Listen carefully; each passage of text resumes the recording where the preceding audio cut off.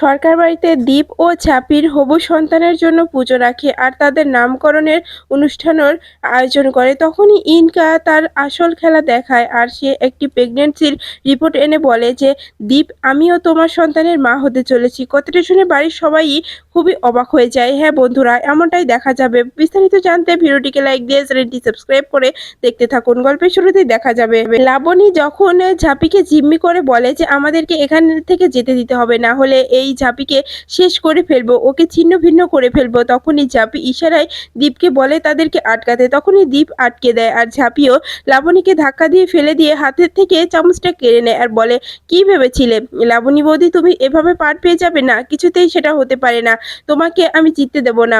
Officer officer ওকে নিয়ে যান। তখনই দেখা যায় পুলিশে লাবণী আর নীলাবু আর তার বাবাকে অ্যারেস্ট করে ফেলে। তখনই দেখা যায় দামোদর বলে, অনেকবার বেড়েছিলি তোরা, অনেকবার বেড়েছিলি, আমরা তোদেরকে কুটুম বানিয়েছিলাম আর তোরা কি করলি? আমাদের বাড়ির মেয়েটাকে বিক্রি করে দিলি।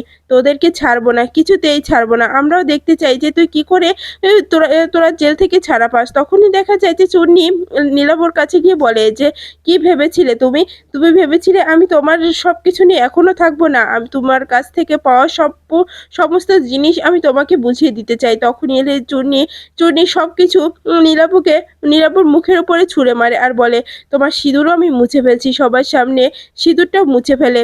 এটা দেখে দীপের মা কান্নায় ভেঙে পড়ে। তখনই অফিসার বলে যে যে মিস্টার সরকার, আপনি একদম কিন্তু এটা ভালো করেনি।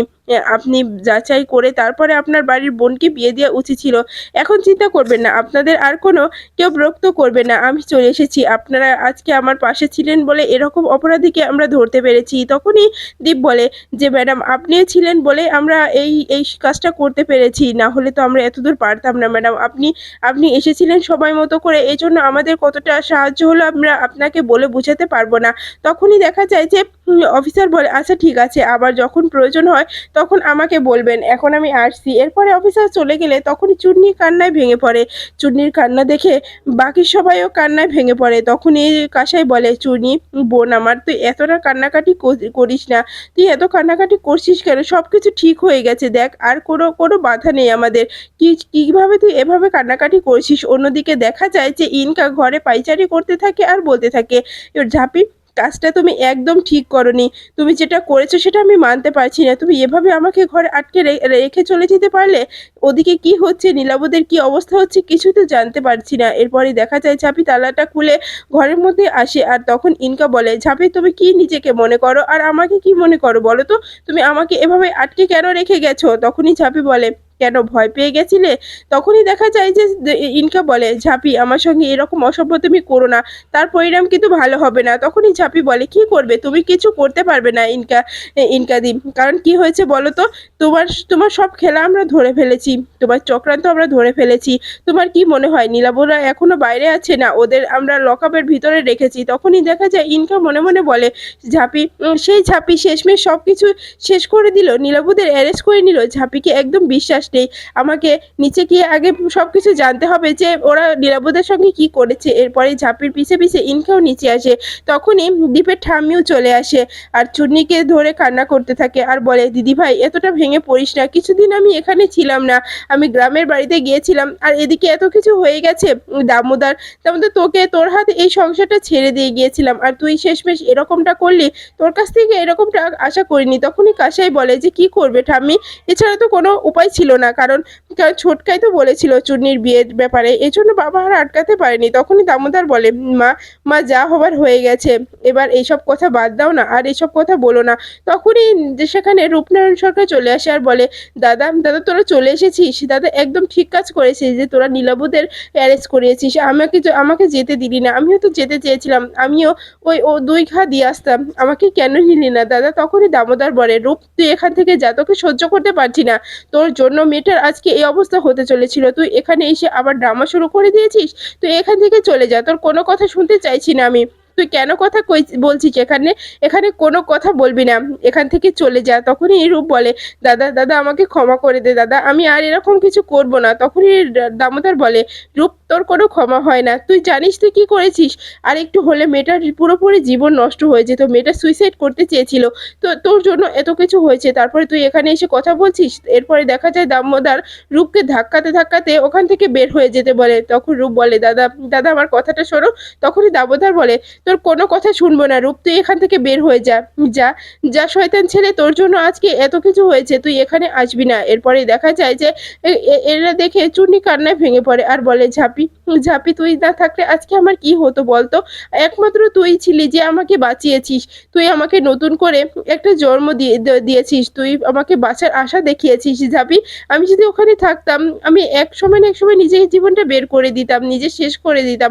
আমি আর এখানে ফিরে আসতে পারতাম না। তুই আমাকে এখানে ফিরিয়ে নিয়ে এসেছিস ঝাঁপি। আমি এই ঋণ কখনোই ভুলতে পারবো না রে ঝাঁপি। তুই সত্যি আমার কাছে আমার ঠাকুরের মতো করে এসেছিলি।" তখনই ঝাঁপি বলে, "চূর্ণী কেন এরকম কথা বলছিস? চূর্ণী এরকম কথা বলিস না। দেখ এসব কথা কেন বলছিস?" তখনই ইনকা মনে, মনে বলে যে এই ঝাঁপিকে একদম বিশ্বাস নেই। ঝাঁপি শেষমেশ সবকিছু হাতের বাইরে করে দিয়েছে। এত সুন্দর করে আমি এই খেলাটাকে সাজিয়েছিলাম। এই কড়িগুলো ছিটিয়ে রেখেছিলাম। সবকিছু ভেস্তে দিল এই ঝাঁপি। এবার এই ঝাঁপির একটা ব্যবস্থা করতে হবে। আগে রনিত বাইরে আসুক, তারপরে ঝাঁপির ব্যবস্থা করে ফেলবো। আর এই ঝাঁপিকে আমি সহ্য করতে পারছি না।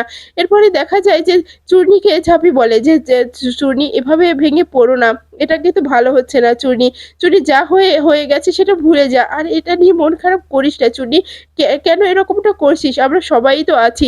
চূর্ণী এটা নিয়ে আর ভাবিস না।" এরপরে ঠাম্মি বলে ওঠে, "দিদিভাই, দিদিভাই অনেক হয়েছে দিদিভাই, আর কান্নাকাটি করো না। জীবনের থেকে এই অধ্যায়টা বাদ দিয়ে দাও না। দিদিভাই এগুলো মনে রেখে আর কষ্ট পেও না। সবকিছু নতুন করে আবার আবার সাজিয়ে নাও।" তখনই দীপ বলে, "ঠাম্মি এটা কি এতটাই সহজ হবে? চূর্ণীর সঙ্গে যেটা হয়ে গেছে, চূর্ণী কি এটা এত সহজে ভুলে যেতে পারবে?" তখনই ঠাম্মি বলে ওঠে, "যা হবার হয়ে গেছে দাদুভাই। এটা নিয়ে তো আর বেশিক্ষণ থাকা যাবে না। এটা নিয়ে ভাবলে চলবে না। আমি একটা কথা বলতে চাই। কালকে বাড়িতে একটা পুজো করাতে চাই।" তখনই ঝাঁপি বলে, "কিসের পুজো ঠাম্মি?" তখনই ঠাম্মি বলে, "সত্যনারায়ণের পুজো করাতে চাই।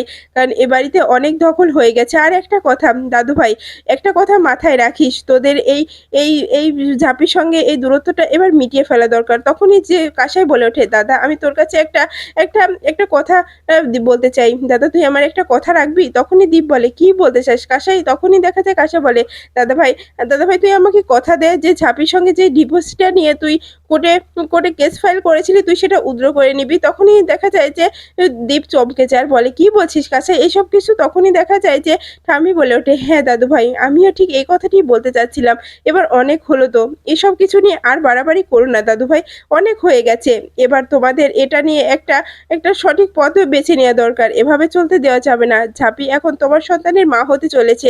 আর ঝাঁপিকে তুমি এখন চাইলেও আর ডিভোর্স দিতে পারবে না। তাই এসব কিছু বাদ দিয়ে তুমি আবার নতুন করে এই সংসারটাকে শুরু করে দাও। কি বলিস দামোদর?" তখনই দামোদর বলে, "হ্যাঁ মা, একদম ঠিক কথা বলেছ।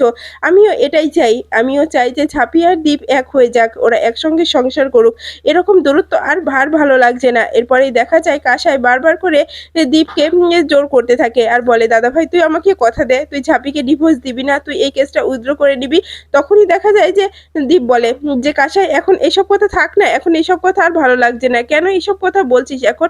এখন এসব কথা থাক, পরে এটা নিয়ে দেখব।" তখনই দেখা যায় দামোদর বলে, "না, না দীপ, আজকে তোকে একটা কথা বলতে হবে। একটা সিওর সিদ্ধান্ত দিতে হবে। এভাবে আর কতদিন চলতে পারে বলতে পারিস? এসব নিয়ে আমি আর নিতে পারছি না। দীপ তুই এবার সত্যি বলে দে। তুই ঝাঁপিকে ডিভোর্স দিতে চাস না। দেখ ঝাঁপি এ বাড়ির লক্ষ্মী। ঝাঁপি যদি এ বাড়িতে থাকে এ বাড়িতে কখনো কোনো অঘটন ঘটবে না। সেটা তো প্রমাণ করে দিচ্ছে ঝাঁপি। তারপরেও যে কেন তুই এই সবকিছু নিজের মতো করে রাখছিস এটাই তো বুঝতে পারছি না। ঝাঁপি মা তুই কিছু বল।" তখনই ঝাঁপি বলে, "কি বলবো বাবা? আমার কিছু বলার নেই। আমি কিছু বলতে পারবো না।" তখন ইনকা মনে, মনে বলে, "এ তো হাতের বাইরে চলে যাচ্ছে। সবাই মিলে দীপকে বাধ্য করছে ঝাঁপিকে যেন ডিভোর্স না দেয়। এটা তো হতে পারে না। আমি এত কষ্ট করে এই খেলাটা সাজিয়েছি যাতে করে দীপ আর ঝাঁপির ডিভোর্সটা হয়ে যায় আর দীপের সঙ্গে আমার বিয়েটা হয়ে যায়। আর এভাবে শেষ মুহূর্তে এসে সবকিছু ভেস্তে যাবে? না, না, সেটা আমি কিছুতেই হতে দিতে পারবো না। সেটা আমি কিছুতেই মানতে পারবো না। আমাকে কিছু একটা করতে হবে। আন্টির সঙ্গে কথা বল। এরপরে দীপ ঝাঁপির কাছে এসে বলে, ঝাঁপি তুই কিছু বল, তুই কিছু বলছিস না কেন ঝাঁপি, এভাবে চুপ করে আছিস কেন? তখনই ঝাঁপি বলে, আমি কি বলবো, আমার কি বলার আছে, যা বলার তুমি বলো না। তখনই দেখা যায় যে দীপ আর ঝাঁপির মধ্যে একটু রাগারাগি হয়ে যায়। এরপরে তখনই কাঁসা এসে বলে, হয়েছে দাদা ভাই আর তোরা ঝগড়াঝাটি করিস না দাদা ভাই, এই ঝাঁপি চুপ কর না, এরকম কথা কাটাকাটি কেন করছিস, এভাবে এভাবে কথা কাটাকাটি করিস না, যেটা মিলে হয় সেটা কর না। তখনই দেখা যায় দীপের মা বলে, আমিও বুঝতে পারছি না এত আদিক্ষেতা কেন হচ্ছে। তখন ইনকা বলে, আন্টি তুমি কিছু করো আন্টি, এবার তো চূর্ণি চলে এসেছে, এবার সবকিছু আগের মতো করে করো না। তখনই দীপের মা বলে যে, ইনকা আমি তোমার কাছ থেকে এরকমটা আশা করিনি, তুমি আমাদের বাড়ির মেয়ের সঙ্গে এরকম নোংরা খেলা খেলতে পারলে, আমি তোমাকে সত্যি বিশ্বাস করেছিলাম, আর তুমি তার প্রতিদানে এই দিলে, তুমি ওই ওই শয়তানগুলোর সঙ্গে হাত মিলিয়ে এই কাজটা কি করে করতে পারলে বলো। তখনই ইনকা বলে, আন্টি ভুল বুঝছো আমাকে, আমি এসব কিছু করিনি, এসব কিছু ঝাঁপি আমাকে ফাঁসাচ্ছে, সব জায়গায় আমার নাম বলে আমাকে ফাঁসাচ্ছে, আন্টি তুমি কি বুঝতে পারছো না। তখনই দীপের মা বলে, ইনকা আমি সত্যি বুঝতে পারছি না, তুমি কি বলতে চাইছো, এই ঝাঁপি এত কিছুর পরে ঝাঁপি মিথ্যা কথা বলছে, না আমি এটা মানতে পারবো না যে ঝাঁপি মিথ্যেটা বলছে, কিন্তু তোমার কাছ থেকে আমি এরকমটা আশা করিনি। তখন ইনকা মনে মনে বলে, এই মহিলাও তো আমার থেকে সরে যাচ্ছে না, সেটা তো কিছুতেই হতে দেওয়া যাবে না, আমাকে কঠোরভাবে একটা সিদ্ধান্ত নিতে হবে, যাতে দীপ আমার কাছ থেকে কিছুতেই সরে না যেতে পারে, কারণ এই মহিলার এখন আর বিশ্বাস নেই, কারণ ঝাঁপির গর্ভে দীপের সন্তান, তাই এই মহিলা পার্টি খেতেই পারে। এরপরে অন্যদিকে দেখা যায় যে ইনকা বলে যে, দীপ এসব কিছু এখন ছাড়ো না, তুমি এখন এটা নিয়ে কথা বলছো। তখনই দীপ বলে, ইনকা আমাদের সংসারিক বিষয়ে তুমি কোনো কথা বলবে না, তুমি কেন কথা বলছো, তোমার কোনো কথা বলার কোনো অধিকার নেই। এরপরেই দেখা যায় যে কাসাই বলে, একদম ঠিক কথা বলেছে, এই সাতচন্নি কেন এখানে পড়ে আছে, সাতচন্নির কোনো কথা শুনতে চাই না। তখনই দীপ বলে, হয়েছে কাসাই, এভাবে সবসময় কথা বলিস না, এসব কথা আর ভালো লাগে না। তখনই দেখা যায় যে তখনই কাসাই জোর করে যে, দাদা ভাই তুই আগে বল, তুই ঝাঁপিরকে ডিভোর্স দিবি না। তখনই দীপ বলে ওঠে, আচ্ছা আমি সেটা ভেবে দেখবো। কথাটা শুনে ঝাঁপি হেসে হেসে ওঠে আর মনে মনে বলে, সত্যি কি দীপ আমাকে ডিভোর্স দেবে না, সত্যি কি আমরা আবার সংসার করতে পারবো, আমি তো ডিভোর্স দিতে চাই না, আমি আমি সংসার করতে চাই, আমি আলাদা হতে চাই না। সেটা কি দীপ বুঝতে পারে না? দীপ শুধু ওই ইনকা সাতচন্নিটার কথাই শুনতে থাকে, আমাদের ভালোবাসা কি কখনোই সফলতা হবে না। এরপরে দেখা যায় যে তখনই ঠাম্মি বলে ওঠে, অনেক হয়েছে, পুজোর ব্যাপারে কিন্তু এখনো কোনো কথা হয়নি। তখনই দেখা যায় যে সবাই পুজোতে রাজি হয়ে গেলে তখনই বাড়িতে ছোট ঠাম্মি চলে আসে। তখনই এই কাসাই বলে যে, বাবা মা দেখো কে এসেছে, ছোট ঠাম্মি চলে এসেছে। এরপরে কাসাই গিয়ে ছোট ঠাম্মিকে জড়িয়ে ধরে বলে, ছোট ঠাম্মি তুমি এসেছো, খুব খুশি হয়েছি। বাড়ির সবাই ছোট ঠাম্মিকে দেখে অবাক হয়ে যায়। তখনই দীপের ঠাম্মি বলে, ছোট তুই এসেছিস খুব খুশি হয়েছি রে, তুই এতদিন পরে আমাদের কথা তোর মনে পড়লো।